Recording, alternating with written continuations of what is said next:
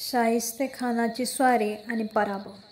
इसवी सन 1659 शाहिस्तेखानाची राजपुत्र मुअज्जमच्या जागी दक्षिणेचा सुभेदार म्हणून नेमणूक झाली. शाहिस्तेखान हा औरंगजेबचा मामा होता. मोगलांच्या दरबारात त्याला फार मोठी प्रतिष्ठा होती. राज्याभिषेक समारंभानंतर औरंगजेबाने त्याची दक्षिणचा सुभेदार म्हणून नेमणूक केली. त्यामागे औरंगजेबाचे अनेक हेतू होते. महाराजांनी नुकतेच आदिलशाहच्या बलाढ्य सरदार अफजलखानाला विचित्र प्रचंड विजय मिळवला होता. महाराजांनी अफजलखानाचा वध केल्यामुळे महाराजांची प्रतिष्ठा आकाशापर्यंत जाऊन पोहोचली होती. महाराजांच्या नेतृत्वाखाली उदय आले आणि सामर्थ्य बनलेले मराठी राज्य पुढे मागे मोगल साम्राज्यालाही जड होऊन बसेल अशी भीती औरंगजेबाला वाटत होती. तेव्हा महाराजांचा बंदोबस्त करण्याकरिता म्हणून तसाच मातब्दार सरदार पाहिजे असे औरंगजेबाला वाटत होते. म्हणून शाहिस्तेखानाच्या मातब्दार सरदाराची नेमणूक झाली. वास्तविक औरंगजेबाने दिल्लीची गादी मिळवण्याकरता उत्तर हिंदुस्थानात प्रयाण करण्यापूर्वी महाराजांवर नियंत्रण ठेवण्याचे कार्य विजापूरच्या आदिलशहाकडे सोपवले होते. परंतु आदिलशहाला महाराजांवर कोणतेही नियंत्रण घालता आले नाही आणि उलट आदिलशहाला मोगलांनीच मदत घेण्याचा प्रसंग येऊन ठेपला. दक्षिणेतील ही नाजूक परिस्थिती लक्षात घेऊन औरंगजेबाने शाहिस्तेखानाला दक्षिणेत पाठवले. महाराजांचा पाडाव करणे हे एकमेव ध्येय शाहिस्तेखानाने आपल्या डोळ्यासमोर ठेवले. इसवी सन 1660च्या फेब्रुवारी महिन्याच्या शेवटी शाहिस्तेखानाने आपल्या स्वारीस प्रारंभ केला. प्रचंड सैन्यानिशी त्याने अहमदनगरहून महाराजांच्या राज्याकडे कूच केले.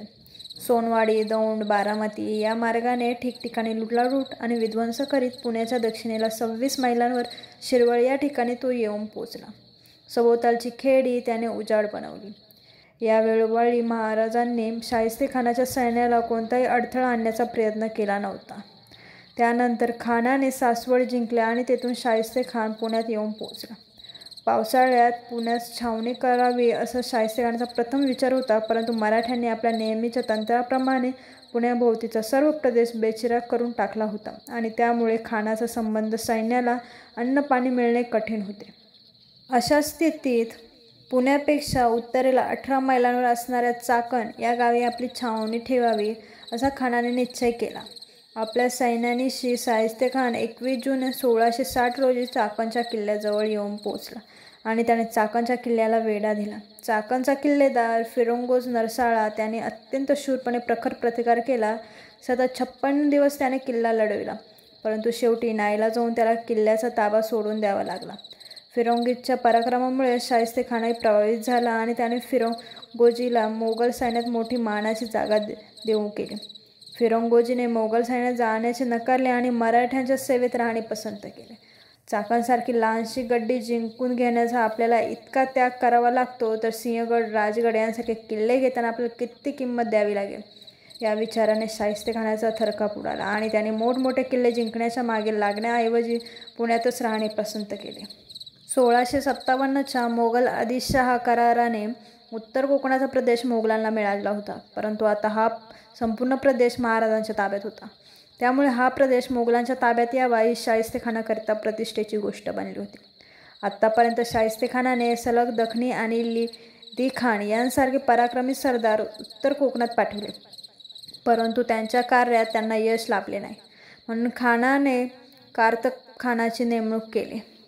कारतबखान कर्तबगार आणि पराक्रमी म्हणून प्रसिद्ध होता.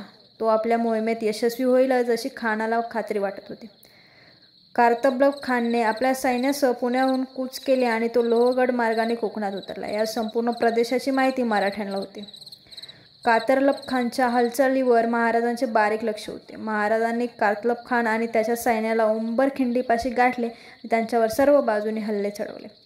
याच वेळी कारतबखानाची चोहोबाजूनी नाकेबंदी करण्यात आली. त्यामुळे लवकरच अन्न, पाणी आणि वैरण या अभावी कारतबखान उघड्या डोळ्यांनी मृत्यू पत्करण्यास धोका निर्माण झाला आणि कारतब शरणागतीशिवाय दुसरा उपाय उरला नाही. शेवटी महाराजांनी भरपूर खंडणी कारतबखानकडून वसूल केली आणि नंतर त्याला आणि त्याच्या सैन्याला जिवंत परत जाऊन देण्यात आले. कारतबखानची अशा रीतीने मोठी दाणादाण उडाली. कारतबखानच्या फजितीमुळे महाराजांना अधिक आत्मविश्वास वाटू लागला आणि त्यांनी शाहिस्तेखानाच्या डोळ्यादेखत दक्षिण कोकणात मुसंडी मारण्याचे ठरवले. या योजनेनुसार त्याने दंडराजापूर हे खारेपाटण यामधील प्रदेश जिंकून घेतला. शृंगरापूरचा सूर्यराव सूर्य आणि पालटणचा यशवंतराव दळवी यांचा महाराजांनी पराभव केला. संगमेश्वरचा मुसलमान सुभेदार पळून गेला. अशा रीतीने महाराजांना दक्षिण कोकणात सर्वत्र विजय मिळाला. परंतु याच वेळी महाराजांना पराभवाचा एक जबरदस्त तडाखा सहन करावा लागला. 1661च्या मे महिन्यात कल्याणला मराठ्यांचा पराभव केला आणि महाराजांना वर्धनगर किल्ल्याचा आश्रय घ्यावा लागला. यानंतर कल्याण शहर 9 वर्षेपर्यंत मोगलांच्या ताब्यात राहिले. या संघर्षात उत्तर कोकण आणि पेण परगाणा यावर मोगलांचा ताबा राहिला. तर महाराजांच्या ताब्यात संपूर्ण रत्नागिरी जिल्हा आणि कुलाबा जिल्ह्याचा दक्षिण भाग एवढे प्रदेश राहिले. दक्षिण कोकणात जरी महाराजांना विजय मिळत होता तरी शाहिस्तेखान पुण्यात मुक्काम ठेवूनच होता आणि छाताडावर बसलेल्या या शत्रूला कसा निपात करावा या महाराजांसमोर मोठाच प्रश्न निर्माण झाला होता. 1 महिन्याच्या आत महाराजांनी हाही प्रश्न मोठ्या आश्चर्यकारक रीतीने सोडून सर्व जगाला चकित करून सोडले. शाहिस्तेखान यावेळी पुण्यात महाराजांच्या लाल महालात मुक्काम ठोकून होता. लहानपणी महाराज याच वाड्यात राहत असल्यामुळे महाराजांना या वाड्याची खडानखडा माहिती होती. याचा फायदा घेऊन महाराजांनी शाहिस्तेखानावर रात्रीच्या वेळी छापा घालण्याचा एक धाडसी योजना आखली. या कार्याकरिता महाराजांनी 1000 शूर योद्धे निवडून घेतले. नेताजी पालकर आणि मोरोपंत यांच्या हाताखाली सैन्याच्या 2 तुकड्या पाडण्यात आल्या आणि त्यांना मोगलांच्या छावणीपासून काही अंतरावर राहण्यास सांगण्यात आले. कात्रजच्या घाटातही मराठ्यांच्या सैन्याची एक तुकडी लपवून ठेवण्यात आली. 5 एप्रिल 1663 रोजी संध्याकाळ झाल्यानंतर महाराजांनी पुणे शहरात प्रवेश करण्याचे ठरवले. सबोलदाच्या 1000 मावळ्यांतून त्यांनी 400ची निवड सैनिक सोबत घेऊन ठरवली. मोगल सैनिकांना चकवून किंवा त्यांच्या लक्षात न येता पुण्यात प्रवेश कसा करायचा असा मोठाच प्रश्न महाराजांवर टाकला. यावेळी महाराजांनी मोगलांच्या सैन्यात मराठा सैन्याच्या ज्या तुकड्या होत्या त्यांचा फायदा घेतला. मोगलांच्या सैन्यात सैनिकी तुकड्या हालचाली नेहमी चालू असत.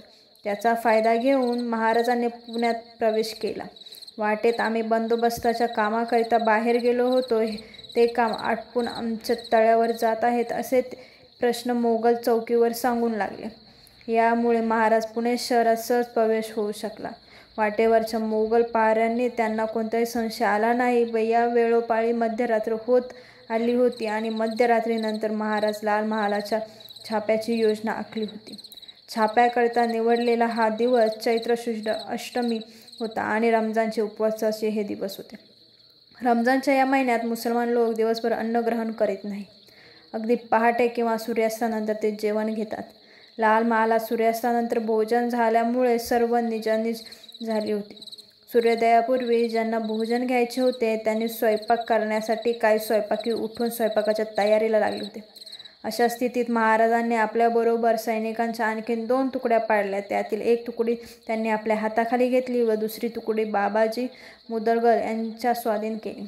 महाराजांनी वाड्याच्या मागच्या बाजूने प्रवेश करून काय होते आहे हे कळवण्यात आत तिथल्या सर्व स्वयंपाकांना कंठस्थान घडविले. स्वयंपाकघराला लागूनच खानाची झोपण्याची खोली होती आणि तिथे त्यांना जनांज खान ही होता. या 2 खोल्यांच्या मध्ये एक दार होते परंतु ते आता तात्पुरते बुजवण्यात आले होते. महाराजांना या घराची सर्व रचना आतून चांगली माहीत होती त्यामुळे त्यांनी कसलाही आवाज होऊन न देता या बुजवलेल्या दाराच्या विटा अलगदपणे काढून घेतल्या आणि आतमध्ये प्रवेश केला. आतमध्ये प्रवेश करण्यात महाराज हे पहिले होते हे या ठिकाणी मुद्द्याहून लक्षात ठेवले पाहिजे. गनिम खोलीत शिरताच तेथे एकच घबराट आणि गोंधळ निर्माण झाला. खोलीत कपड्यांचे पडदे टांगून लहान लहान खोल्या तयार करण्यात आल्या होत्या. मराठ्यांनी कपड्याचे पडदे तलवारीने कापून टाकले. या गडबडीने खानाला जाग आली आणि तो शस्त्राला हात लावणार तोच महाराजाने त्याच्यावर वार केला. हा वार त्याने मोठ्या कौशल्याने चुकवला परंतु त्याची बोटे मात्र त्या गडबडीत छाटली गेली. इतक्यात एका दासीने प्रसंग सावधान दाखवून खोलीतील सर्व दिवे विझवून टाकले. मराठा सैन्याने खोलीत सरसहा कत्तल सुरू केली परंतु झालेल्या अंधाराचा फायदा घेऊन खान मात्र खोलीच्या बाहेर शिरटकला. इतक्यात बाबाजी मुघलाच्या नेतृत्वाखाली जी मराठी सैनिकांची तुकडी देण्यात आली होती त्या तुकडीने नगरखान्यापर्यंत मुसंडी मारली आणि नगरखान्यातील लोकांची वाद्य वाजवताना त्यांना हुकूम दिला. या वाद्यांच्या गरोळ्यात मराठ्यांचे हाणामारचे आवाज लोपून गेले. यावेळी बादशाहाचा जन्मोत्सव चालू होता आणि त्यानिमित्ताने 10-15 वेळा वाद्यांचा गजर करण्यात येईल. त्यामुळे रात्रीच्या वेळी नगरखान्यातून वाद्यांचा गजर ऐकू आला आणि त्यात वेगळे काय आहे असे कोणाला वाटलेच नाही. पलीकडे मुदगलच्या हाताखालील मराठा तुकडी ही वाड्याच्या पुढच्या दरवाजाने पहारेकरांची कत्तल करीत महारात आली. ही गडबड ऐकून खानाचा मुलगा अब्दुल फत्ते हा आपल्या वडिलांचे प्राण वाचवण्याकरता म्हणून समोर चालून आला, परंतु मराठ्यांनी त्याला ठार मारले. आता जास्त काळ आपण वाड्यात थांबल्यास आपल्याला धोका आहे हे महाराजांनी ओळखले. वाड्याभोवतीलचे लष्कर अधिकारी खानाच्या मदतीला धावून येतील अशी चिन्हे दिसू लागली, म्हणून महाराजांनी घाईघाईने आपले सारे सैनिक एकत्रित केले आणि लाल महालातून अत्यंत वेगाने बाहेर पडले. बाहेर पडताना त्यांचा कोणीही पाठलाग केला नाही. महाराज आपल्या अनुयायांसह निघून गेल्यानंतर वाड्यात बरीच धावपळ उडाली. शत्रूचा पाठलाग करण्यासाठी मोगल सैनिक एकत्र होऊन त्यांची छावणी बाहेर घाव घेतली. तेव्हा कात्रच्या घाटात त्यांना मशालीची एक लांब लचक रांग दिसली. तेव्हा महाराज आणि त्यांचे सैनिक कात्रच्या घाटानेच परत जात असावे असे मोगलांचा समज झाला व त्यांनी कात्रच्या घाटाकडे आपला मोर्चा वळवला. तेथे गेल्यावर मात्र आपण पुरते फसलो गेलो असे मोगलांना आढळून आले, कारण महाराजांनी पूर्वयोजनेनुसार झाडांवर आणि बैलांच्या शिंगावर मशाली पेटवल्या होत्या. मोगल सैनिकांना चकवून महाराज आपल्या सैनिकांसह सिंहगडावर सुखरूप जाऊन पोहोचले. शाहिस्तेखानावर छापा घालण्याची महाराजांची मसलत अशा रीतीने यशस्वी झाली. महाराजांनी शाहिस्तेखानावर जो छापा घातला त्यात त्यांचा मुलगा अब्दुल फत्ते हा ठार मारला गेला. 2 मुलांना जखमा झाल्या. जनानखान्यातील 6 स्त्रिया जागीच ठार झाल्या. 58 जब्बर जखमा झाल्या आणि 40 अंगरक्षक ठार मारले गेले. त्या मानाने महाराजांची झालेली हानी फारच थोडी होती. त्यांना फक्त 6 सैनिक गमवावे लागले. 40 सैनिकांना जब्बर जखमा झाल्या. महाराजांना शाहिस्तेखानाविरुद्ध प्रचंड मोठा विजय मिळाला.